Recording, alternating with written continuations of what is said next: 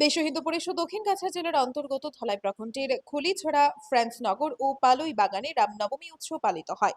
এতে বিশাল সংখ্যক সনাতন ধর্মাবলম্বীদের উপস্থিতি পরিলক্ষিত হয়। এ উপলক্ষে আয়োজিত সভায় বক্তব্য রাখেন বিশ্ব হিন্দু পরিষদ দক্ষিণ আসাম প্রান্ত সভাপতি শান্তনু নায়েক, বজরং দল শিলচর বিভাগ সংযোজক অমলিন্দু দাস, দক্ষিণ কাছাড় জেলা সভাপতি হিল্লোল দে, ট্রাস্টি তথা বিশিষ্ট ব্যবসায়ী প্রদীপ কুমার বণিক প্রমুখ।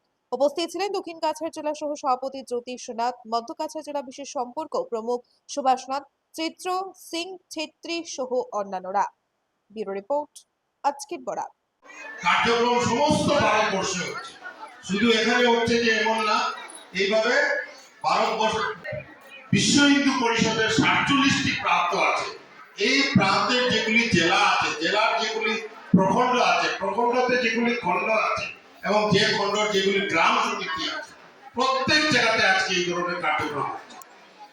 এবং আমরাও যে এই কার্যক্রমে আপনাদের সম্মুখে দু চারটি কথা বলার যে সুযোগ পেয়েছি, এটার জন্য প্রভু শ্রী রামের কাছে আমরা কৃতজ্ঞ। আজকে আমরা জানি যে এই যে রামনবমী প্রতি বছরই এই দিনে রামনবমী হয়ে থাকে, কিন্তু আজকের যে রামনবমী, আজকে বাসন্তী পূজার নবমী, বাসন্তী পূজার নবমী এবং রামনবমীও আছে। এবং আজকের যে রামনবমী, এটা একটা বিশেষ গুরুত্ব রাখে। কেন বিশেষ গুরুত্ব রাখে? আমরা জানি যে 500 বছর আমরা যে অযোধ্যাতে যে রাম মন্দির স্থাপিত হয়েছে, এই মন্দিরের জন্য 500 বছর সনাতনীরা এই রাম মন্দিরের জন্য যুদ্ধ করেছে।